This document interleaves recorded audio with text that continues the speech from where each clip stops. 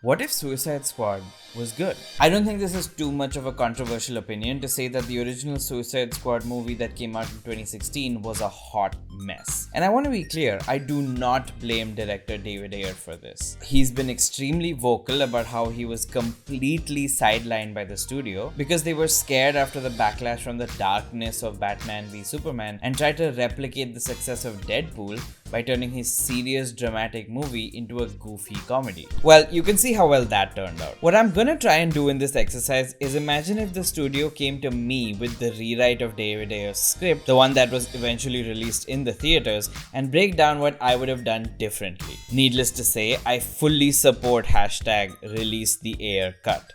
My biggest gripe with 2016 Suicide Squad is obviously the tone. There's no consistency nor voice in the tone of the film. It rapidly flits from stupid comedy to acid trip madness to kind of gritty action with vague romance vibes. None of it fits together, and it just makes the end product a jumbled mess. We know it's not impossible to make a tonally consistent Suicide Squad, even with a bunch of disparate characters. James Gunn managed it pretty well in 2021. My second biggest gripe is the totally illogical, cliche, and frankly bad plot that this story follows. Now, if you've seen any of my other rewrites of superhero movies, you'll notice that I normally try to keep the overarching plot of the movie the same, with the same basic bones, but change key elements in how we get to the climax of the film to help make it feel more like a cohesive whole. Anyway, let's get to the nitty-gritty of our Suicide Squad. So in the original movie, Amanda Waller is just making a rando-ass task force with no logic or forethought and no strategy of what kind of threat they're supposed to fight. It's just a free-for-all for no reason. Let's give her decisions some kind of reason. See, Amanda Waller is a bad person.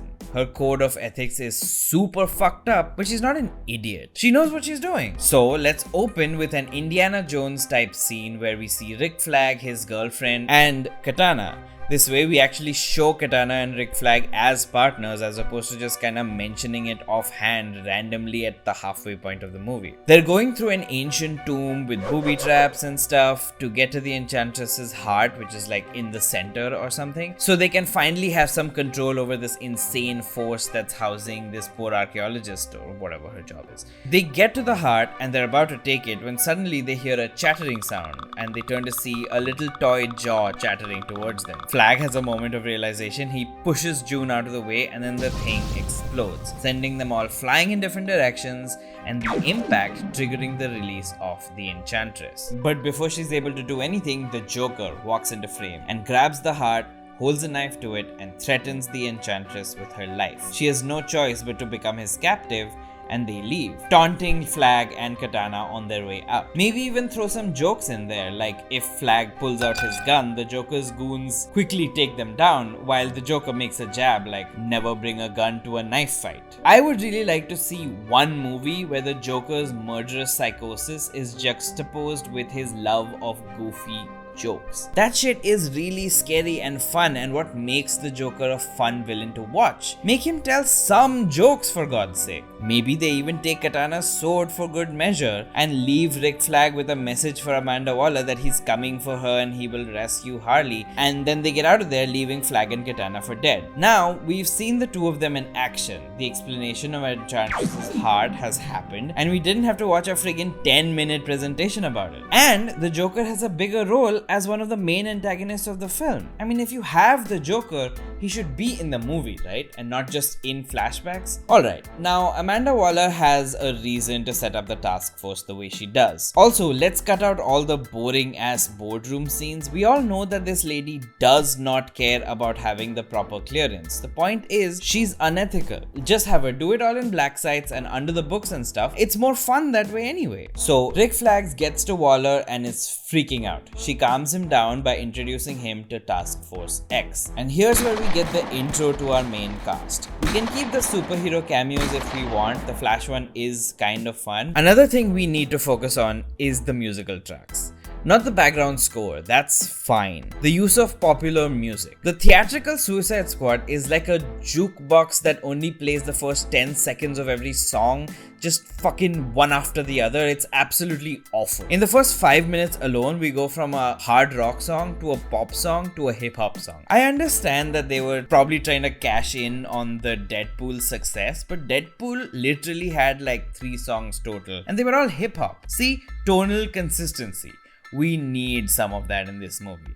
Just pick a genre, pick a few songs to be your anthem, and then stick with it. Also, with Harley Quinn's intro, can we please get rid of the unnecessary sexualization of her? We all get it, she's very attractive. All these people are attractive, it's a movie. Let's instead highlight how crazy and fun-loving she is. Let's also make Killer Croc a little less of a stereotype. Just give him a little more personality than growling and occasionally saying something urban.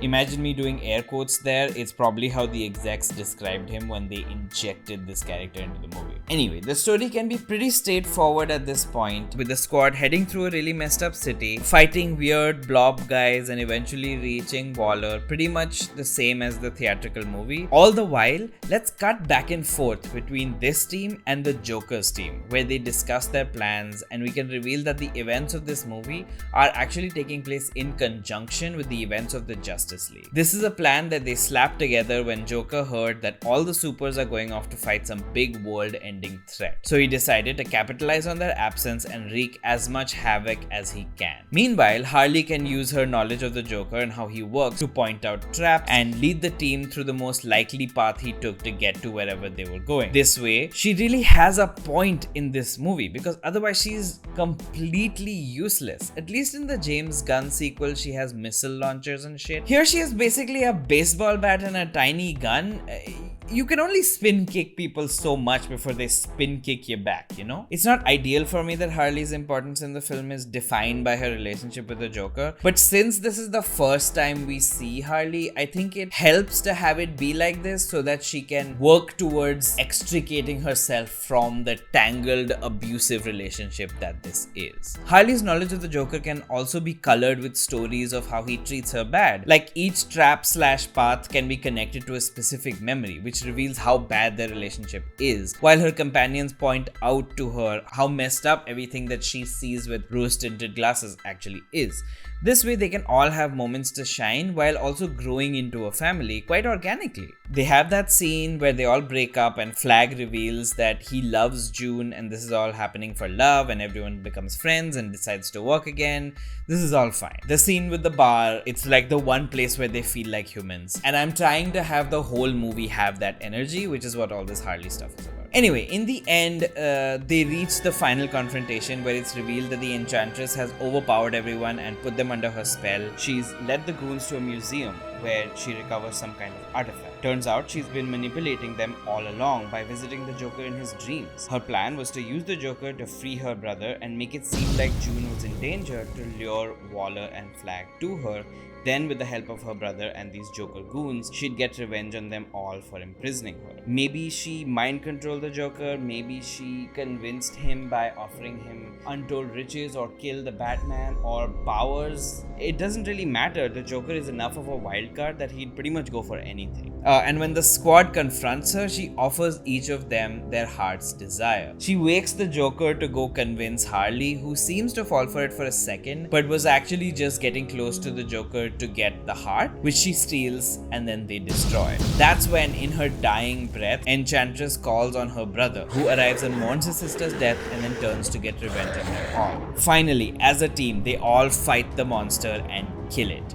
Katana takes her sword back from one of the goons and stabs it in the heart. They can all come together and celebrate their victory. Harley can realize that in the chaos, the Joker escaped without her, once again highlighting how bad their relationship is. The rest of the squad consoles her and they head back to prison with shorter sentences and special privileges and newfound friendships, and the movie ends. The mid-credits scene can still have the Joker rescuing Harley to show the cycle of abuse is ongoing, because now it really fits the whole movie tonally, and it even leads into the Birds of Prey movie. Alrighty, that was my take on Suicide Squad. This one had to be the toughest one yet, because this movie is super messy. Also, it is not fun to watch, so it just took a lot of time to put together. Thank you all very much for watching. I hope you liked my suggestions to some degree. Please consider subscribing to my channel and leave a comment if there are any other specific movies you want me to tackle next. Stay safe out there and I'll see you next time.